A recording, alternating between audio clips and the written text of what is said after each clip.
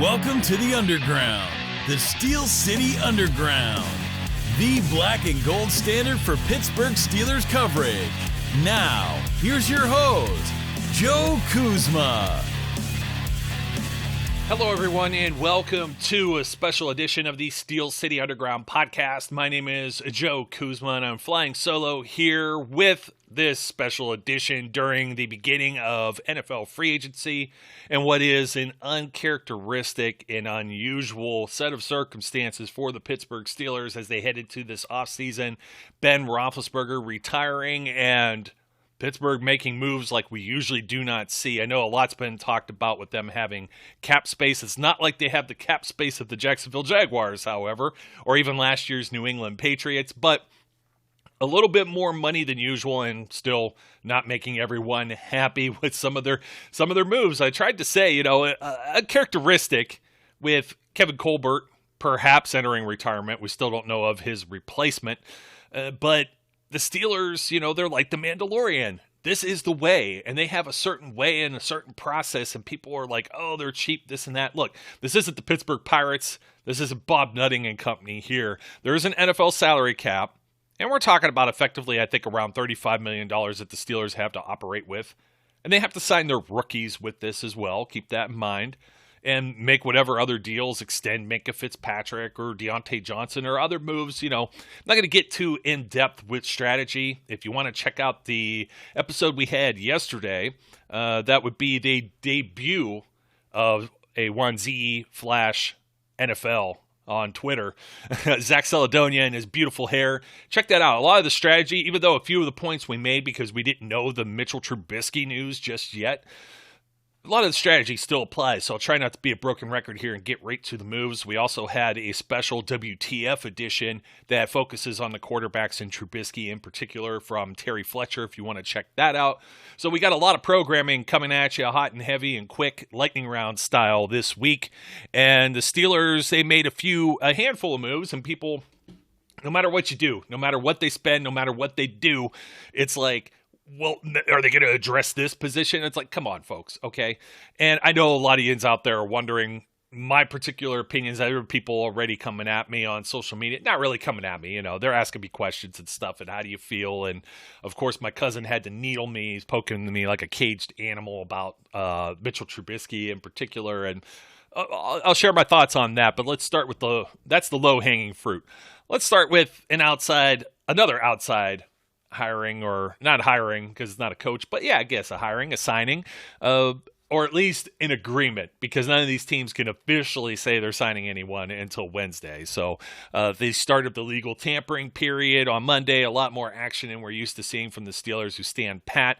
Maybe the way has changed. I don't know. But Mason Cole coming over from the Minnesota Vikings, and you may be familiar with the Vikings just absolutely trashing the Steelers for like 200 and some yards, Dalvin Cook and whatnot on that Thursday Night Football game that myself and the professor Zach Meckler said all the way back in last July, was when the schedule was released, that the Steelers were being set up for failure. Oh boy, you know what I mean? But there's a lot of hot takes on who's starting week one and things like that right now that we can't possibly know. What I can tell you is the Steelers usually double dip at positions of need. And I felt all along, and this could be true of quarterback, by the way, even though they went and signed Trubisky. This could be true of quarterback. I don't know that it will be true of quarterback. The room's a little crowded right now. But guard center. Now, myself and Zach, on the previous episode, we talked about strategy. We talked about if they pick up one or the other, what that means for Kendrick Green. Well, they picked up a guy who plays both in Mason Cole. And according to Pro Football Focus, he was 35th overall in 2021, 25th in run blocking, 98th in pass blocking. And he was playing right guard. He's been playing center. He played for the Cardinals. Versatile guy. His contract, it weighs in, let me see. Let's see. A little over almost $16 million, $11 million paid out in the first 2 years. Is it starter money? It's somewhere in the ballpark of. I'm going to say that much, because when you're paying someone on the offensive line about $5 million a season, you're not going to pay every single player on the offensive line a premium. The Steelers haven't been really paying anybody, But I think this gives him some position flexibility, not only in regard to Green, but also Cole himself, and find out who's the best fit everywhere. It also allows them to be a lot more flexible in the draft, should they target one of my favorite players, the center from Iowa, Linderbaum. So let's see how this plays out. Now, the other offensive lineman that got signed, Chukwuekorfor, we kind of alluded to this. What was his market going to be? And we could see him coming back. Was it a definite? It's never. Nothing's ever a definite, especially never say never in the NFL. Tom Brady's back. He's trying to be Brett Favre Jr. over here with 1,000 retirements. But never say never. And Chooks is back, and there's people who are saying, oh, my God, why? Because he's not a terrible right tackle. That's number one. We know the woes with the Steelers' offensive line, and some of that is coming with the experience, inexperience, and then just getting the right fit and the right pieces. And if Okorafor wasn't back, the Steelers would definitely have to draft a tackle. Now they don't have to. And his contract, it isn't anything terribly extraordinary here. It's a cap hit of $4.3 million in 2022, and then it goes up to $13 million and 11.8. So if he's not good this season, or he's just and they feel they can improve, they're going to move on. It's kind of a prove-it year, but it's also some longevity and puts him in a good spot with other comparable players over the extending years of this contract in 2023 and 2024. 3 years, $29.25 million. It's not astronomical, but there's still people that are complaining about it. Where are you going to find your right tackle? We went through the whole list. I know I'm preaching to the choir for a lot of you that tune into the show. Thank you for supporting. But some of the newbies that might be out there catching this and like, who's this guy? And he's rambling and talking and blah, blah, blah. We spoke about this, and it was just kind of like, I think Dan Moore is locked at left tackle. Unless there is a significant upgrade or something, it'd have to be somebody, again, extraordinary circumstances maybe in the NFL draft. So Dan Moore, I think, is your guy at left tackle. I think Mason Cole is kind of like an indictment on whether or not Kevin Dotson is going to remain in that starting lineup as well, depending on what they add in the draft. Could also mean the same for Kendrick Green, but I'm not spelling it out for anybody just yet. There's a lot of moves. This is like one day of free agency. There's a lot of moves to go through this offseason, including an NFL draft, training camp, knock on wood, injuries, things of that nature that happen. So I don't think the Steelers want to get caught with their hands, and slammed in the door. It's not even in the cookie jar. Slammed in the door like last year, rotating out guards and whatnot. And then J.C. Hassenauer as a center who did all right. He was admirable, but let's face it, J.C. Hassenauer is who he is, okay? If you could upgrade, you could upgrade. And you're going to hear me say that often, or upgrade or a definite upgrade. Is Cole a definite upgrade? I'm not sure. Chukwuekorfor, were you going to be able to upgrade over him for $4.3 million? Let's put it this way. Zach Banner is on the hook for more than that, and the Steelers can cut him and make back that $5 million. I almost expect him to do so. It's not a move that they usually do right away at the beginning of free agency, but they also are an organization that will say, hey, we're going in a different direction, and here you go. Here's an opportunity to go sign with someone else. So that is a move maybe that I see forthcoming. Not going to get into inside linebackers or defensive line. Go check out the show from the day before. You can hit the little skip or fast forward button if you need to get around parts like where we talk about Deshaun Watson. I will bring him up one more time regardless of the quarterback news. Heard the Browns, that may actually not even be a rumor now. Hearing the Browns might be trying to toss their hat in the mix there too. Kind of interesting, crazy stuff. So let's see. I think I have some more numbers on Mason Cole, actually. Besides being a fifth-year center, let's see. Christopher Carter at Carter Critiques, talk about Chris a lot here. He has some good stuff going on over with his platforms that he's involved in. He finished last season with 0 penalties and 471 snaps, and he allowed 2 sacks and 20 pressures and 264 pass reps. Very up and down with production from what I've seen, but 6'5", 292. He's a bigger, more experienced option at center, so Chris is thinking maybe center already. We'll see what happens there. Let's see. Got some more stuff here. Oh, yeah, the amount of money spent in free agency. I have so many tabs and windows open. Just bear with me. Holy cow. 104 million more, and then some. We don't know all the contracts that the Jaguars doled out, but the Patriots last year set the record for most guaranteed money spent in free agency at 159.6, and the Jaguars are saying, hold my beer, basically.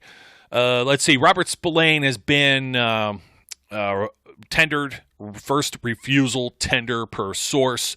This is from Brooke Pryor with ESPN, who covers the Steelers.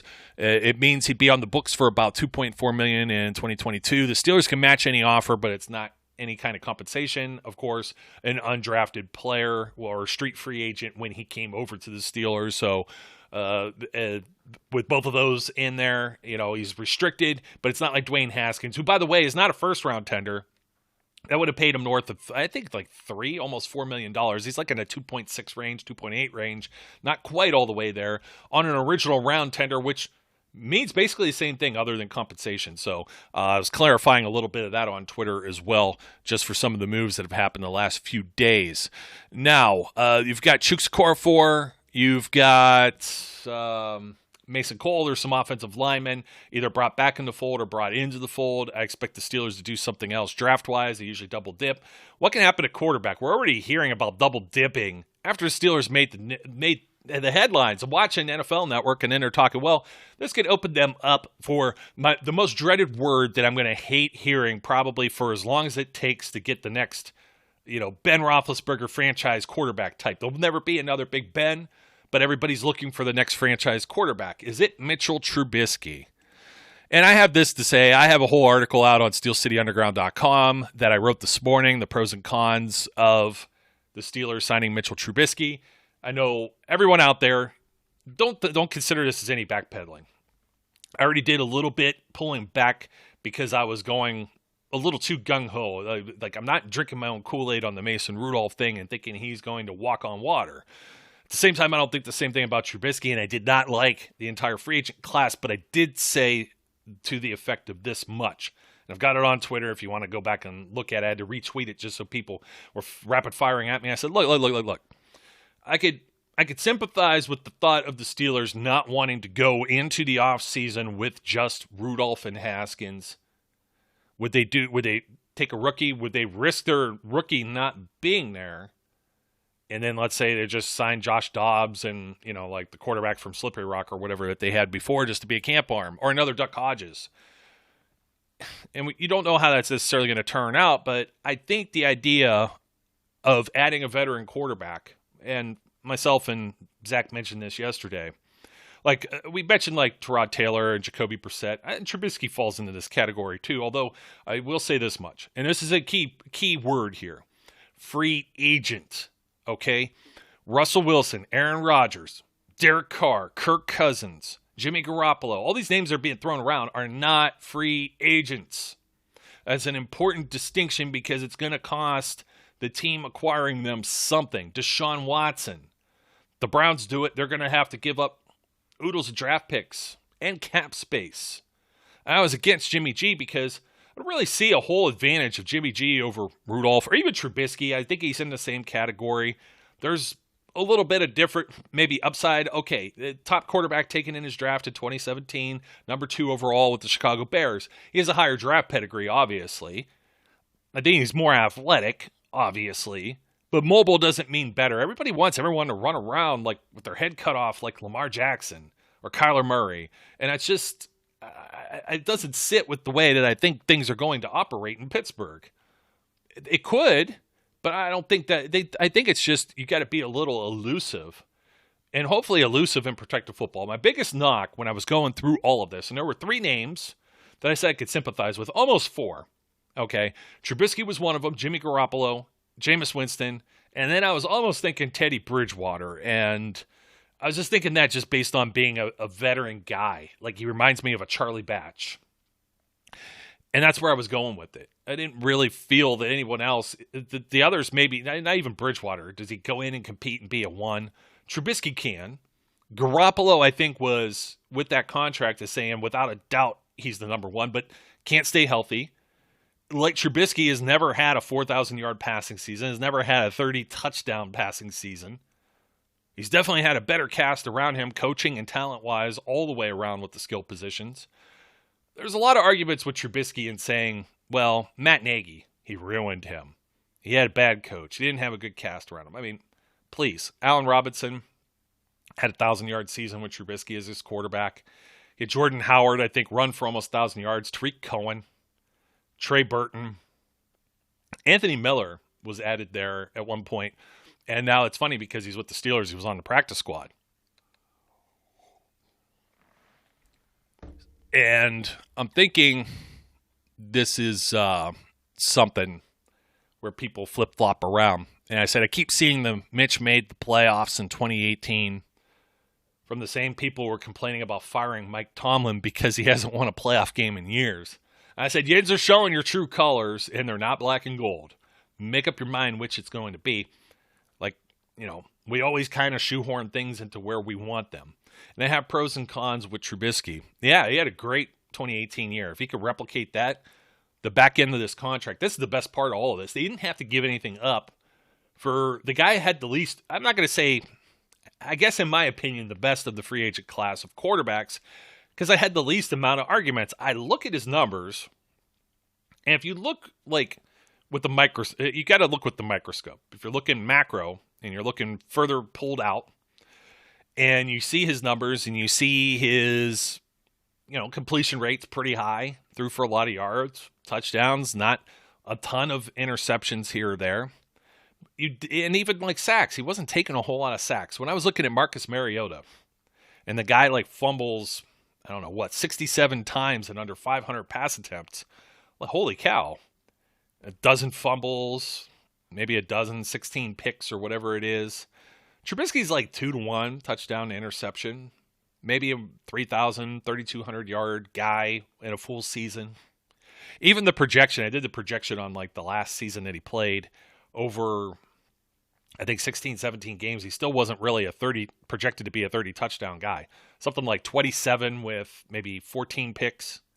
You can get by with that, but I don't necessarily know that that's better than Mason Rudolph. And you've got camps already forming. Brooke Pryor, Jerry Dulac, they're saying Trubisky's going to come in and compete with Mason Rudolph for the QB1 spot, the starters. You got fans that see a signing and instantly, they're over the moon. Oh, Rudolph sucks. So you hate the guy just for breathing. Thank you to whoever tweeted that out there. That's exactly what it is. There's some guilt by association. You think he's Duck Hodges throwing picks, or he was Landry Jones looking like a deer in headlights.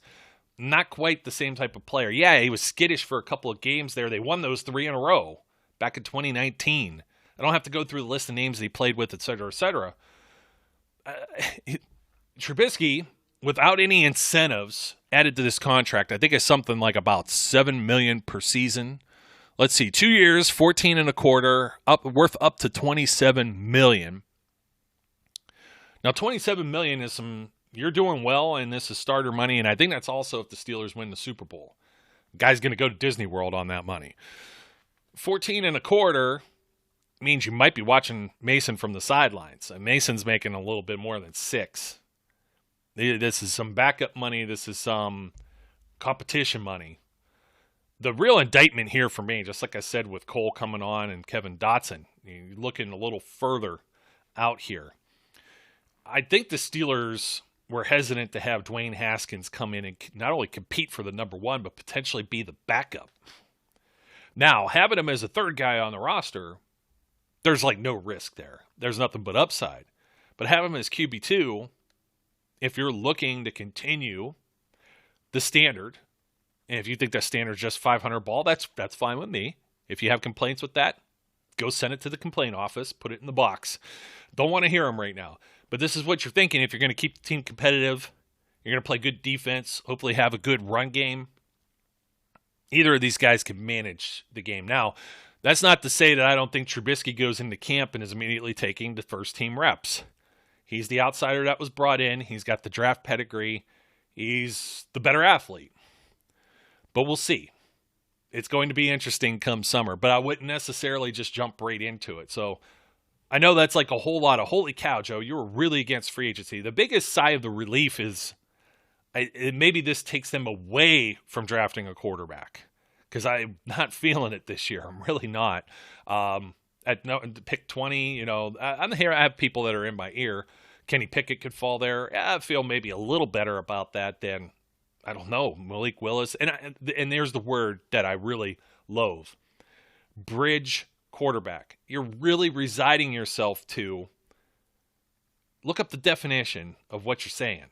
Where's this bridge going? Is the bridge on fire? Is it collapsing like the one that just did just not too long ago there in Pittsburgh? That's just, I don't like the word. Bridge to me means you're accepting failure. Are you going to lose? And then there's all the people that are like, oh, what kind? Look at this. All of the Steelers players, they're welcoming Mitchell Trubisky. They're saying yay for this signing. What does that say about Mason Rudolph? Doesn't say anything. When Mason Rudolph was drafted, some of the same players, whoever the teammates were going to be, welcome to the Steel City. It's the same thing I'm saying. I'm not going to crap all over Trubisky. I've said enough not so flattering things just about his play. And, of course, the Steelers' Super Bowl odds were 55-1 and dropped down to 70-1 after signing Trubisky. Because just like last year when Melvin Ingram was signed, everybody just assumed, hey, he's going to play alongside T.J. Watt. They just totally overlook Alex Highsmith. Don't overlook Rudolph as part of this equation just yet. Jerry Dulack's exact quote was, the Steelers plan to have Trubisky challenge Mason Rudolph as the replacement for Ben Roethlisberger per sources. Plural. Jerry's got more than one guy here saying this, or gal. The deal does not affect Rudolph's status with the team. He is not expected to be traded or ask for a trade. People already, what do you think people are going to trade for Mason Rudolph? Like some of the nutcases that are out there are like, they get a second-round pick for this guy. Stop it. I don't even want to give a second-round pick for Jimmy Garoppolo and then take on his $28 million. So some other interesting tidbits here about Trubisky. I'll get in a little more pros and cons from my article, but just the thought of this is, when you add the Steelers quarterbacks to the AFC North overall, Trubisky, first-round pick number 2. He's the first quarterback taken in 2017, the first quarterback taken in 2018. Baker Mayfield with the first overall pick, and the first overall pick, first quarterback taken in 2020, Joe Burrow. And then you got Lamar Jackson was a first-rounder, pick 30, the fifth quarterback taken in 2018, the sixth one with pick 76. 46 picks later was Mason Rudolph. So there wasn't another quarterback taken between Jackson and Rudolph in that draft, which was the same one with Mayfield, by the way, 2018.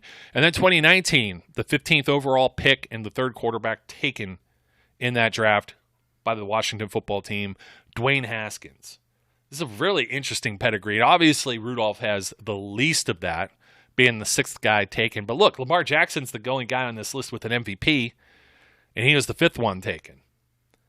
You've got the top quarterback out of 3 of these drafts, 2017, 2018, and 2020, all in the AFC North. Now, that's assuming now, does Trubisky play and does he play well? There's good and bad to see from his game. Like I said, I had trouble shooting it down. I think the biggest thing is I think he's more dink and dunk variety. I do think, you say mobile, I think that's going to be more of the bootleg stuff you couldn't see Ben do. I don't necessarily, you're not going to see him go out there and run around like Lamar Jackson. I don't think you're going to see him do Josh Allen. And God forbid, the folks that are in the media here, and like I said, bridge quarterback, transitional. These guys just love these words. They sign contracts to just hand the torch to somebody else. And now the Steelers are going to draft someone too. I think they still got plenty of other positions to fill. The compensation, obviously, and what was given up, the contract already mentioned, is definitely a pro for Mitch Trubisky. But coming over from Buffalo, is that really a pro? Just being a backup, only attempting like 8 passes and still throwing a pick, 3 of 5 in the game that he actually got a little bit of mop-up duty, not just handing it off. Got to throw 8 passes of last year, playing with Brian Daboll and that. I heard that just being in a different locker room, different culture could change things. Hello, that's what we're trying to say with the Steelers and Mike Tomlin. So we'll see. Again, there was like Matt Nagy. Did he ruin this guy? Or is it responsible for him making the Pro Bowl and playoffs in 2018? He won 11 of his 14 starts, 3,200 some yards, 24 touchdowns, 12 interceptions, 4 300-yard passing games. Of those 24 touchdowns, he had 6 of them against the Tampa Bay Buccaneers with only 26 pass attempts. It's pretty crazy. So only 20 of those 26 weren't a touchdown pass. He got the Pro Bowl nod. I do believe as an alternate, by the way. But the Bears did win the NFC North that season, 12-4. If you remember what happened with Aaron Rodgers that year. He finished strong with his final season in 2020 with the Chicago Bears. His final 5 starts, 1,253 yards, 8 touchdowns to 3 interceptions, 74% of his passes completed. But the beginning of the year, and he got benched for Nick Foles, is because his first 4 starts in 2020 were for 802 yards. So 450 fewer, 58.3% completed, 9 touchdowns, 5 interceptions, and 4 fumbles. And the fumbles are the biggest thing that I've had a problem with. Despite that 11-3 record everyone throws out there, he's 18-18 regardless across his other 3 seasons. Yeah, some of that's Bears, but also remember, Bears defense, that team, not bad in 2018 also. More injury prone, a little more injuries and devastation there going on after that. A lot of things going on with there. And yeah, I do think Matt Nagy isn't necessarily a genius, but I didn't forget, again, you guys want Tomlin fired, Matt Canada fired, Trubisky will come in, that'll all be fixed now. I rest my case. I've already mentioned a few of the things about no 4,000-yard seasons, 30 touchdown seasons. The 2019 season following that Pro Bowl year, he played an extra game. He had 82 more pass attempts, but somehow threw for fewer yards, fewer touchdowns, and fewer interceptions. So he had a little bit of everything fall down, except he was throwing the ball more. You'd expect a little bit of progression, maybe even more interceptions, just because maybe he's being more aggressive, taking more chances. No, it's just weird statistically. And I want to say that's more or less because it was throwing the Cohen and tight ends and stuff like that. It became more dink and dunk and not going downfield. And that's the biggest knock I've seen from people that I know who are Bears fans. They say the guy has no deep ball accuracy. So, but he could move around. Might need to. It's this offensive line doesn't improve. We're hoping on paper that it does improve. But I ran this through Pro Football Reference, by the way. And the 17-game season, these were the numbers that I had. About 3,500 yards passing, 27 touchdowns, 14 interceptions. That might be good enough to get you to the Pro Bowl. I want to say, I'm going to bring up good old Mac Jones. I don't even think he did anything in that neighborhood. Let's see, 22 touchdowns and 13 interceptions, 3,800 yards. Completed a lot of passes, 521 attempts. Wow, I didn't even know I didn't know Belichick let him throw that much. We'll see what he does without Josh McDaniels now. The biggest problem, like I said, with Trubisky, 50 starts with the Bears, 37 interceptions to 64 touchdowns, but the fumbling 27 times in those 50 starts. That's over at least once in half of those games. So some people feel that's coaching. I think some of that could be mental with the player, the way you protect the ball, physicality, bad habits. Can you be coached out of a bad habit? Maybe. So I'm willing to give him a chance. Like I said, of all of the guys, like if they brought on Jameis Winston, the bad knee, coming off that knee injury, and really I didn't have a big window with him. Like I said, Sam Darnold looked good for 5 games last year too. Winston looked good for 6, got hurt in the 7th. He could turn back into the Buccaneers player he was the year before, throwing 30 picks. And he has a lot of fumbles too, just like Mariota. Was not a fan of Mariota. I just think he stinks too. We'll see what Trubisky does. Those other 2 guys have the high draft pedigree too. I think a lot of people, they think a change in scenery will help some of these players. Maybe. The comp here, I think coming out of college was like a Ryan Tannehill. And we saw what happened with Tannehill with the change of scenery. We also saw Tannehill revert to some bad habits as well with the playoffs. So I'm going to leave you right there with that. It's not like I'm sitting here as in Gladiator. What was the main? I'm forgetting. I can remember Maximus or Iridius Decimus or whatever. Can't remember the villain's name, and you guys always trying to help me out. The thumbs up, the thumbs down. I'm right in the middle right now. We'll see what we do, but I'd like the thought process here, I think, is Rudolph Trubisky for the one in the backup. If one fails, the other one goes there. It's still my same plan for the Steelers, except maybe Haskins, they just don't feel he's matured. He's improved. I don't know. Maybe they make another move. Maybe Rudolph's the guy on the way out, just like Landry Jones was before. I'm totally aware of the business of the NFL and how some of these things could work. And it could turn around in just one day. So for now, I'm going to put a bow on the show. Don't forget to like, comment, subscribe. Hopefully you liked a little bit of the shorter format. Try not to ramble too much. There's a lot to talk about with Mitchell Trubisky and the Steelers going forward. But let's see what some of the other moves bring us as free agency is fully underway. They call it a frenzy. It's March. There's also some madness. And just try and stay sane out there, folks, because football don't kick off for like another 6 months. So we still got a long ways to go and see what happens. There could even be trades and things of that nature too. Just not of the quarterback variety. Whew. I feel they dodged a bullet, and I feel this doesn't handicap the Steelers' future signing Trubisky, either from a salary cap standpoint or the draft and building the team as they traditionally do. This is the way. My name is Joe Kuzma. As always, we encourage everyone out there each and every time to be safe, be good, and we'll catch you later. We would like to thank you for listening and remind our listeners to follow us on social media and our website, www.steelcityunderground.com.